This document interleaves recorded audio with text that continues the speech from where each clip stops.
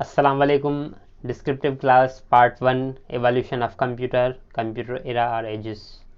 दोस्तों जीअं त मां तव्हां सां कंप्यूटर जो जेको आहे तफ़सीली क्लास पार्ट 1 अॼु शेयर कंदुमि, जंहिंमें मां तव्हां सां एवोल्यूशन ऑफ कंप्यूटर जेको आहे उहो शेयर कंदुमि। हीउ जेको पार्ट आहे मां 9th क्लास जे सिंध टेक्स्ट बुक बोर्ड मां खयो आहे ऐं हुन में असां जेको आहे सो वज़ाहती जेको आहे सो डिस्क्रिप्टिव यानी कि तफ़सीली जेको आहे सो हिन में असां ऑप्शन्स पढ़ंदासीं ऐं सवाल हुन मां कहिड़ा कहिड़ा ईंदा, कहिड़ा कहिड़ा निकिरंदा, त उहे मां तव्हांखे नोट कराईंदो हलंदुमि। त हलो हाणे स्टार्ट था कयूं असां।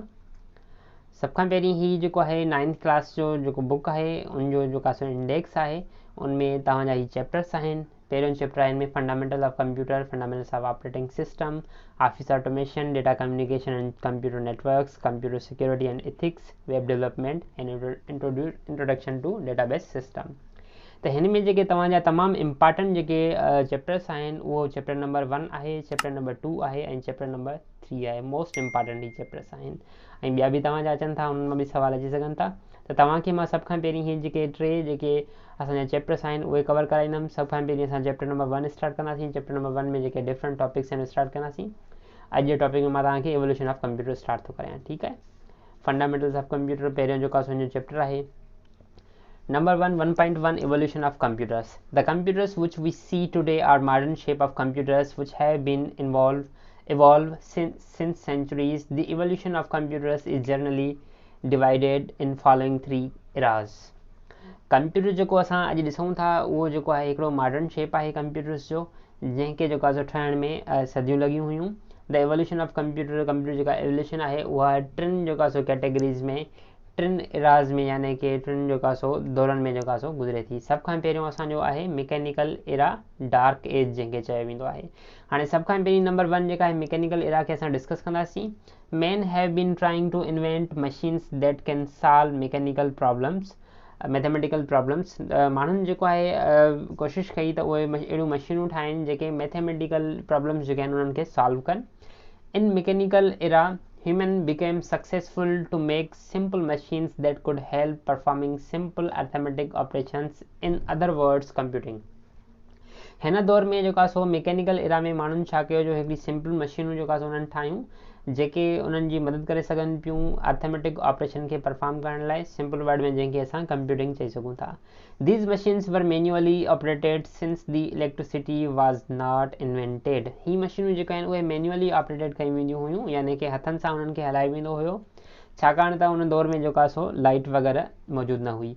सम of the important machines of this era are, हिन जेको आहे वक़्त जूं जेके कुझु अहम जेके मशीनूं आहिनि उहे असां हेठि डिस्कस कयूं था। नंबर 1 ते जेको आहे असांजी एबाकस। एबाकस छा आहे? एबाकस जेको आहे साम्हूं तव्हांजो ॾिसो हीउ हिकिड़ो शेप ठहियो पियो आहे। इहा तव्हां प्राइमरी स्कूल में अगरि तव्हां पढ़िया हूंदा त उनमें तव्हां इहा मशीन लाज़मी इस्तेमालु कई, जंहिंमें असांखे जेको आहे काउंटिंग सेखारी वेंदी हुई। हिकिड़े बाल खे असां फेराईंदा हुआसीं त उनमें 1 चवंदा हुआ या 1 चवंदा हुआ, ॿिए खे फेराईंदा हुआसीं 2 चवंदा हुआ। अहिड़े हिसाब सां माना हीअ असांजी एबाकस मशीन आहे जेका 3000 BC में, BC यानी कि बिफोर क्राइस्ट आहे। Abacus was invented about 5000 years ago. Abacus जेको आहे उहो 5000 साल अॻु में जेको आहे हिनखे ईजाद कयो वियो। It is also known as counting frame, हिन खे जेको आहे काउंटिंग फ्रेम भी चयो वेंदो आहे। Abacus is still use to teach basic arithmetic operations to the students. Abacus जेको आहे अॼु ताईं जेको आहे इस्तेमालु थींदी आहे बेसिक अर्थमेटिक ऑपरेशंस खे जेको आहे शागिर्दनि खे सेखारण जे लाइ। Abacus is considered as first computer prototype. Abacus खे जेको आहे कंप्यूटर जो पहिरियों प्रोटोटाइप कंसिडर कयो वेंदो आहे। हाणे दोस्तों मां तव्हांखे हिन में जेके आहिनि सवाल कहिड़े टाइप जा हिन में अची सघनि था। सभ खां पहिरीं त कंप्यूटर जो जेके इराज़ आहिनि उहे केतिरियूं आहिनि? 3 इराज़ आहिनि, 3 यानी कि 3 एजिस आहिनि। पहिरीं जेका असां पढ़ी उहा कहिड़ी आहे? मैकेनिकल एरा, डार्क एज चइबो आहे हुनखे। इहो सवाल अची सघे थो, ठीकु आहे। ऐं हिन एरा में छा आहे, छा थियो, माण्हुनि जेको आहे सिंपल मशीन्स ठाहियूं। पहिरीं मशीन कहिड़ी हुई? एबाकस हुई। एबाकस 5000 साल अॻु में जेको आहे ईजाद कई वई। एबाकस खे ॿियो जेको आहे काउंटिंग फ्रेम भी चइबो आहे। ऐं एबाकस खे जेको आहे कंप्यूटर जो प्रोटोटाइप जेको आहे कंसिडर कयो, फर्स्ट कंप्यूटर प्रोटोटाइप जेको आहे कंसिडर कयो वेंदो आहे। इहे अहम सवाल आहिनि, ठीकु आहे। हाणे अॻिते असां वधूं था। नंबर 2 ते असांजो नेपियर्स बोन्स, ठीकु आहे। नेपियर्स बोन्स आहे जेको 1612 AD में ठाहियो वियो। Scottish mathematician John Napier developed Napier's bones in 1612। Scottish mathematician हुयो जंहिंजो नालो जॉन नेपियर हुयो, जंहिं जेको आहे नेपियर्स बोन मशीन जेका ईजाद कई 1612 में। It is also called Napier's rod, हिन खे नेपियर जो रॉड भी चयो वेंदो आहे। It was a small machine that contained 10 rods। ही हिकिड़ी नंढड़ी मशीन हुई जंहिंमें जेका सो 10 राडूं लॻल हुयूं। The rods were made up of bones wood or metal. राडूं जेके ठहियल हुयूं उहे काठ जूं ठहियल हुयूं, हॾनि जूं ठहियल हुयूं ऐं मेटल यानी कि मादे जूं ठहियल हुयूं। Napier's bones was used for multiplication and division. Napier bone जेका इस्तेमालु कई वेंदी हुई उहा जेका सो वंड करण लाइ ऐं ज़र्ब करण लाइ इस्तेमालु कई वेंदी हुई। ठीकु आहे। हाणे हिन मां इंपॉर्टेंट सवाल कहिड़ा जेका सो थी सघनि था। नेपियर बोन जेका मशीन हुई उहा 1612 में ठाही वई ऐं उनखे कंहिं ठाहियो? जॉन नेपियर जेका सो हिकिड़ो स्कॉटिश मैथमेटिशियन हुयो। ऐं नेपियर बोन्स खे जेका सो मशीन खे ॿियो छा चयो वेंदो हुयो? नेपियर्स रॉड्स चयो वेंदो हुयो।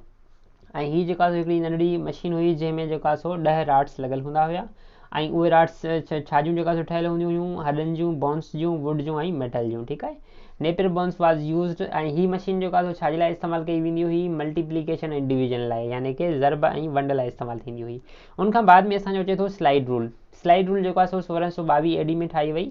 English mathematician William Oughtred invented a slide rule. English mathematician हिकिड़ो हुयो जंहिंजो नालो हुयो विलियम ऑर्टर्ड, जंहिं इहा मशीन ठाही हुई। ये सवाल तव्हांजा इंपॉर्टेंट तव्हां नोट कंदा वञो या उन्हनि मशीन ठाही।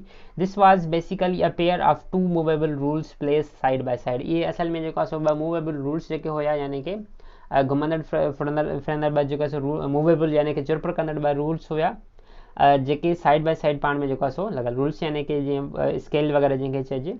दे had a standardize set of markings called scales. हुननि जो जेको स्टैंडर्डाइज सेट हुयो मार्किंग्स जो, यानी कि नंबरिंग उन ते थियल हुई 1 2 3 4 जी, जंहिंखे असां स्केल्स चवंदा हुआसीं। दीज स्केल्स वर यूज़्ड फॉर मैथमेटिकल कंप्यूटेशंस। उहे स्केल जेके हुया मैथमेटिकल कंप्यूटेशन जे लाइ इस्तेमालु थींदा हुया। सिरा rules were use to multiply and divide numbers.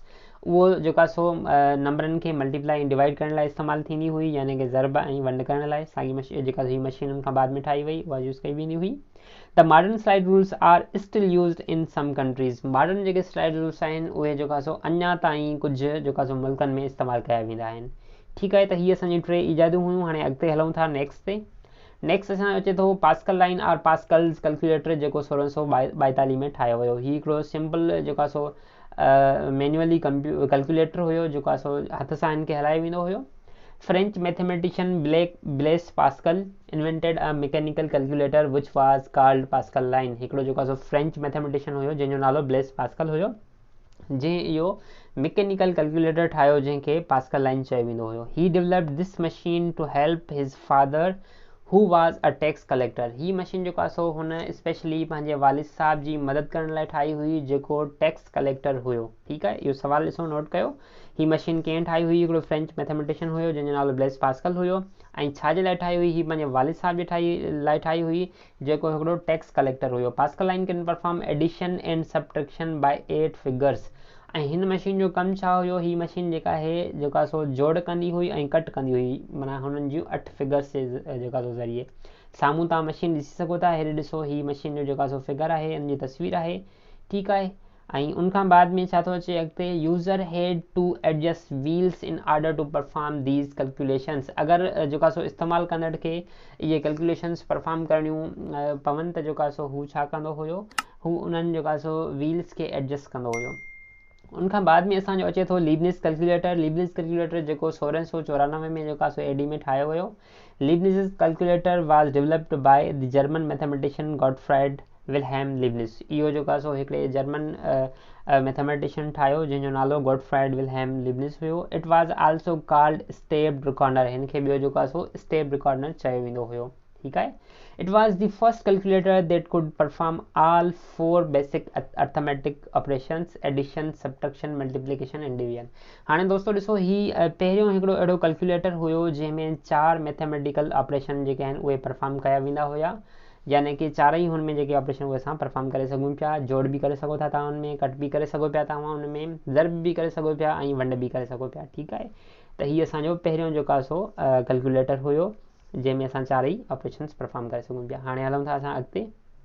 उनखां बाद में अचे थो असांजो Babbage difference and analytical engines. Charles Babbage तव्हां नालो ॿुधो ई हूंदो। इनखे जेको आहे सो फादर ऑफ कंप्यूटर चयो वेंदो आहे। Charles Babbage was an English mathematician and mechanical engineer. Charles Babbage केरु हुयो? हिकिड़ो अंग्रेज़ी मैथमेटिशियन हुयो ऐं मैकेनिकल इंजीनियर हुयो। He is known as father of computer. हिनखे कंप्यूटर जो अबु सॾियो वेंदो हुयो। छाजे कारण? Because he developed the first complete computing machine, छाकाणि त हिन पहिरीं कंप्लीट कंप्यूटिंग मशीन जेका आहे उहा ठाही हुई। His first invention was difference engine, हिन जी जेका पहिरीं इन्वेंशन हुई उहा डिफरेंस इंजन मशीन हुई। It was an automatic mechanical calculator, जेका हिकिड़ी ऑटोमेटिक मैकेनिकल कैलकुलेटर हुयो। Difference engine was a large machine, उहा हिकिड़ी तमामु वॾी मशीन हुई, made of metal and was powered by steam, जेका मेटल जी ठहियल हुई ऐं जेका बाफ़ ते हलंदी हुई। The difference engine had storage mechanical memory that could hold the data temporarily for processing and to store results। हाणे हिन खे जेको आहे सो चार्ल्स बेबेज खे कंप्यूटर जो अबो इन करे सॾियो वेंदो हुयो, त हुन हिकिड़ी अहिड़ी मशीन ठाही हुई जेका डेटा खे स्टोर भी कंदी हुई ऐं डेटा खे जेको आहे सो टेम्पररी होल्ड भी कंदी हुई ऐं डेटा खे प्रोसेस कंदी हुई ऐं जेको आहे सो रिज़ल्ट्स खे स्टोर कंदी हुई, रिज़ल्ट असांखे ॾेखारींदी हुई। जेके अॼु जे कंप्यूटर में जेके भी फंक्शन्स आहिनि उहो उन टाइम में जेको आहे चार्ल्स बेबेज जेको आहे हिकिड़ी मशीन ठाही हुई जंहिंमें उहे फंक्शन सभई मौजूदु हुया ऐं उन जे करे ई हिन खे जेको आहे सो फादर ऑफ कंप्यूटर चयो वेंदो आहे। It was use to allow a user to enter calculation and get printed result, उहो यूज़र खे जेको आहे सो डेटा एंटर करण लाइ जेको कैलकुलेशन एंटर करण लाइ जेको आहे सो उनखे अलो कंदी हुई ऐं जेको आहे सो रिज़ल्ट्स खे प्रिंट करण लाइ अलो कंदी हुई। The difference engine worked on difference equation, difference engine जेको आहे उहा मुख़्तलिफ़ इक्वेशन ते जेको आहे सो कमु कंदी हुई। Charles Babbage design Then Charles Babbage designed but could not build a very big machine in 1837. This was named analytical engine। ऐं उनखां पोइ जेको आहे चार्ल्स बेबेज हिकिड़ी वॾी मशीन ठाही जेका 1837 में ठाही ऐं जेका हुन कंप्लीट हू न करे सघियो हुयो, जंहिंजो नालो एनालिटिकल इंजन हुयो। The propose design included an ALU with basic programmatic flow control, उन में जेको आहे सो हिकिड़ी डिज़ाइन हुई जंहिंमें ALU हुयो यानी कि अर्थमेटिक लॉजिक यूनिट हुयो ऐं with the basic programmatic flow control, हुन में जेको आहे बेसिक प्रोग्रामेटिक फ्लो कंट्रोल बि हुयो। It was programmed using punch cards and content integrated memory, इहो जेको आहे सो प्रोग्राम कयो हुयो पंच कार्ड जे ज़रिए, उनमें इंटीग्रेटेड मेमरी बि हुई। Historians considered it to be the first design concept of general purpose computer because of its comprehensive design. तारीख़दाननि जेको आहे हिन खे पहिरियों जेको आहे सो कॉन्सेप्ट जनरल पर्पज़ कंप्यूटर जो कॉन्सेप्ट ॾिनो, छाकाणि त हिन जी जेका डिज़ाइन हुई उहा हिकिड़ी वसी हुई। उनखां बाद में असां चऊं था हीअ मशीनूं आहिनि, ठीकु आहे, तव्हां ॾिसी सघो था हिन खे जेको आहे सो हीअ डिफरेंस इंजन मशीन आहे जेका चार्ल्स बेबेज पहिरियां ठाही हुई। उनखां बाद में जेका एनालिटिकल इंजन हुन ठाही हुई उहा हीअ आहे, हिन फिगर में तव्हां ॾिसी सघो था तस्वीर में। उनखां बाद में असांजो नंबर 2 ते अचे थो electromechanical era, second era, जंहिंखे असां मिडिल एज चवंदा आहियूं। This era starts from mid of 19th century, ही जेका एरा हुई उहा 19वीं सदी जे विच में जेको आहे सो शुरू पई थिए। इन this era scientists become able to develop faster and more accurate computing machines as they were powered by steam and electricity। हिन जेको आहे सो दौर में हिन साइंसदाननि जेको आहे उहो वधीक जेको आहे सो तेज़ हलंदड़ मशीन ऐं एक्यूरेट कंप्यूटिंग कंदड़ मशीनूं ठाहियूं जेके जेको आहे सो बाफ़ ते ऐं बिजली ते हलंदियूं हुयूं। One of such machines was tabulating machine, ऐं उन्हनि मां हिकिड़ी मशीन जेका हुई उहा टेबलेटिंग मशीन हुई। अॻिते हलूं था हाणे। उनखां बाद में टेबलेटिंग मशीन जेका हुई उहा हरमन हॉलरिथिस जेका हरमन हॉलरिथिस ठाही हुई, जेका 1890 में ठाही हुई। It was invented by American inventor Herman Hollerith in 1890। Hollerith's first tabulator was used for the US 1890 census.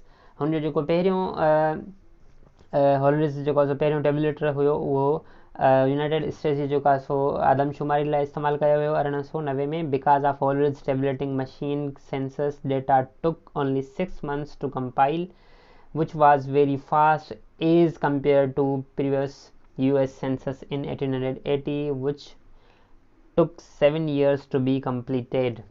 जेका हुन मशीन ठाही हुई उहा तमामु जेका सो तेज़ हुई मशीन, जेका 6 महीननि जे अंदरि जेका आहे सो उन आदमशुमारी जेका आहे उहा कैलकुलेट कई हुई ऐं उनखां कंपेयर करण जे हिसाब सां यानी कि पहिरियां जेका मशीन हुयूं उहे 7 साल उन्हनि खे जेका सो कंप्लीट करण में लॻायूं ऐं हिन मशीन जेको आहे 6 महीननि में उन्हनि खे कंप्लीट कयो।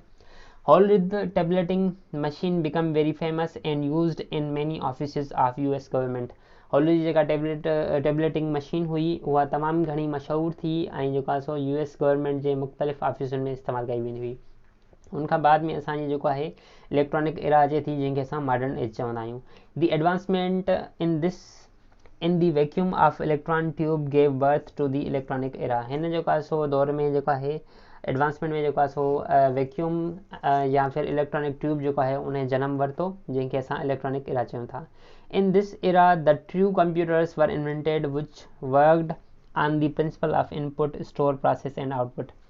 हिन जेको आहे सो दौर में जेको आहे ट्रू कंप्यूटर्स यानी कि असली कंप्यूटर जेको आहे उन्हनि जनम वरितो, उहे ईजाद कया विया जेके जेको आहे सो हलंदा हुआ इनपुट स्टोर प्रोसेस ऐं आउटपुट ते. Continuous advancement in electronic engineering increased efficiency and speed of computers considerably. The electronic era may be categorized in generations of the basis core technology used to build computers. हिन जेको आहे सो दौर में जेके बि ईजादियूं थियूं उहे जेको आहे सो तमामु जेको आहे सो वधीक उनमें स्पीड हुई ऐं उनमें एफिशिएंसी हुई. ऐं हिन जेको आहे सो इलेक्ट्रॉनिक एरा में जेको आहे कैटेगराइज़ में जेको आहे सो वधीक जनरेशन्स अचनि थियूं, जेके जनरेशन्स असां जेको आहे सो अॻे नेक्स्ट क्लास में पढ़ंदासीं. हीउ जेको आहे सो अॼु जे असांजो टॉपिक हुयो जंहिंमें तव्हां जेको आहे सो कंप्यूटर जूं जेके एजिस पढ़ियूं या फिर जेको आहे सो इवोल्यूशन ऑफ कंप्यूटर्स हुई, कहिड़ियूं कहिड़ियूं उनमें मशीनूं अचनि पियूं, कहिड़ियूं कहिड़ियूं उनमें एजिस हुयूं, उनजा मां तव्हांखे नाला ॿुधाया. ठीकु आहे.